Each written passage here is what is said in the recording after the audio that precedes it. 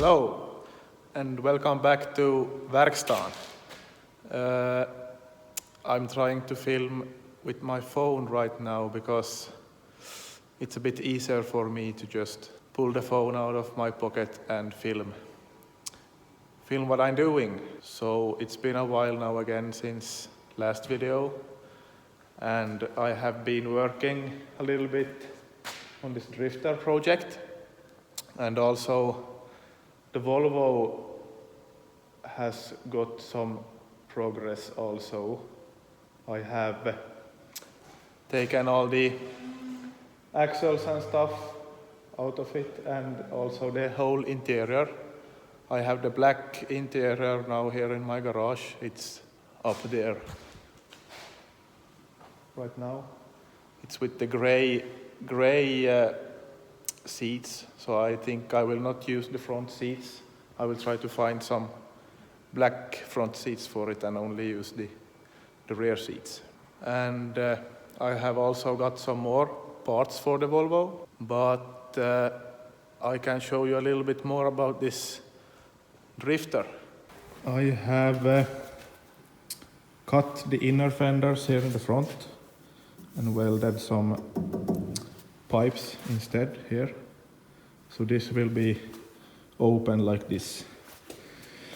And I have test mounted the engine in it. I'm using the same Scania engine mounts as on the Mercedes projects, and the control arms that are homemade or laser cut are now in place. I have extended these steering rods also, and the T-parts adapters for the steering are also here in place, just to test if everything fits and works. And I have also made the steering axle.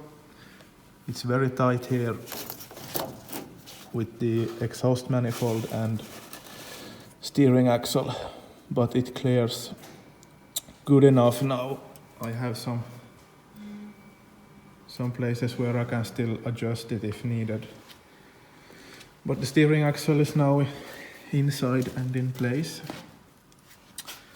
with two SKF bearings and a support in the roll cage. And I also have these floor panels from Swagier in Poland. So I have them for both sides. I have just test mounted these and also tested the seats that they fit. And I just finished making the rear mounted radiator mount, welded with some steel pipes in the chassis. And I have some upper mounts that look like this with some rubber bushings, and these are now made to fit on this pin right here and then bolted in a plate here.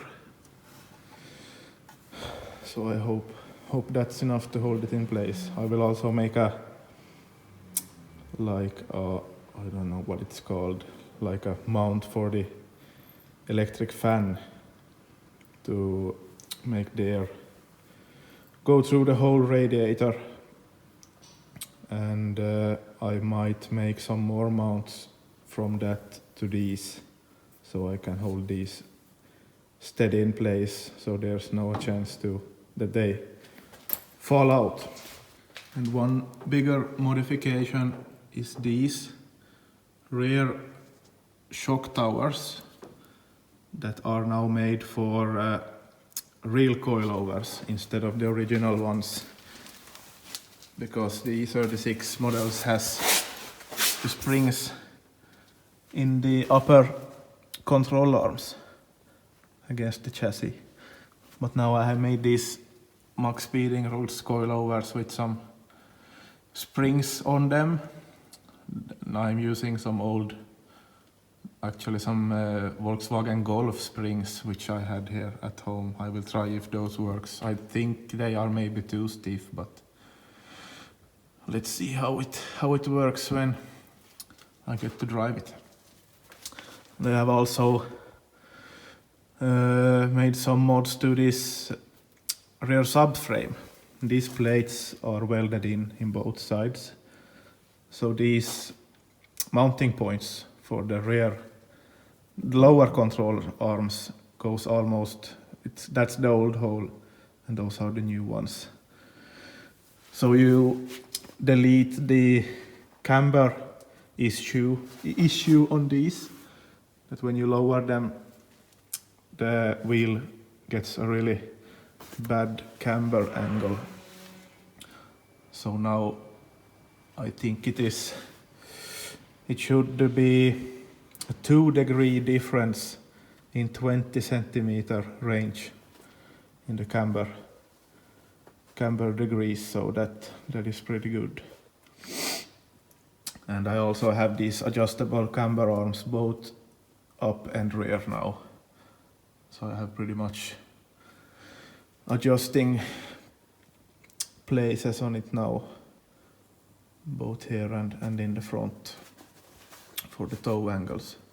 And I welded in some plates here for a rear bash bar. I have not made it yet, but I think I will make both the front and the rear bash bars after the whole car has been painted. I have been busy working on the floor. I have made new floor panels, both sides, and also made a bit more room. They are a bit higher now than the original floor, so I have good room for some fuel lines and brake lines and such stuff that has to go under the car. And the fuel tank will be mounted here, and I will make some like a firewall here in line with the old rear seat up here to the window. So it will be about only a half of the window will be with the polycarbonate window here, and then this lower part will be open to take in air for the radiator. And this whole firewall will be bolted, so I can take it away if needed. And also the roll cage, I bought this head pipe that goes up from the roof, and also these front pipes. All the 3 pipes were made at RN cages, and they fit very good in these. He makes them in 3D, so he can test that they fit exactly in these different chassis. So I bought those pipes already done, and then I made the rest of the straight pipes. I have made as many pipes as possible just to keep the weight low on this car, because I will only drive with this NA V8 engine. So next up is taking everything out of the car again, so I can have it sandblasted once again and then painted. So now finally the chassis is all stripped down again, and I made a little bit more room for the alternator right here, so it won't hit in the chassis if I have to change it with the engine inside the car or something in the future. So I just have to clean up some welds and stuff in the floor, and then this should be ready to be transported for painting. What I just did here, this is rust and paint removal stuff. My friend Tom Fagerud in Nykarleby sells these kits, so you can buy this to your own home to clean away rust and corrosion from steel parts and stainless steel. You can't put aluminium in this bath because it disappears. So I cleaned all the bolts for the Volvo and also something for the drifting BMW. And these springs. It doesn't look so nice right now, but all the rust is like cleaned away. They are now ready to be painted. All the rust has been taken away. Also these Volvo calipers looked very bad when I put them in the bath. I didn't think I could save them at all, but they look very good. I have a picture of them to show how they looked before. Big difference from that. And here is the front spindles. These are for the Volvo, and these are now sandblasted by Nyman's Grev. And I cut the old shock pipe. It's about 4 centimeters now only. And then you put this BC Racing pipe. It fits right on there. So this is now ready to be welded all the way around, and then put some paint on it, and then it's ready. And one thing also I haven't talked about is that I'm going to make a BMW bolt pattern in these hubs, front and rear. I have new studs, so I will drill holes here between the old bolt pattern, and I will use these BMW wheels. They are 17 by 8.5 and 10 wide. So I will try to fit those under the car, but for that I have to drill new bolt pattern because I can't fit spacers in between, which is a normal method, but I will try to drill these and also drill the brake discs so I can get BMW bolt pattern. And I have also received some more parts for the Volvo. Here is a complete bushing kit from my good friends at Strongflex. They sent me this kit. Here is all the bushings you need for the whole Volvo 740, and I think 940 has the same bushings also. I chose the yellow kit for this car to make it as stiff as possible, because I also have the uniball bearings in the rear axle, so that is very hard, so I think I will need these hard bushings also. But I actually won't be using about half of this kit, because those uniball bearings and stuff. So I will try to figure out which ones I will use. And my discount code is still working at Strongflex website. So if you want to order something, make sure to write in blomppo 5 when you're checking out. So you get a 5% discount on your complete order. And here is something completely new for me. This is a aftermarket ECU kit. It's a Max ECU Race Premium, and I got this kit from the Dynolab in Vaasa, Finland. And Tobbe at Dynolab is like Dieselmeken but with gasoline cars. He knows everything about these. So I asked him what I need for this project, and he said I need this because this is the shit. So I have to start figuring out this at some point. This does not look nice for a diesel mechanic, but I will try to figure it out somehow.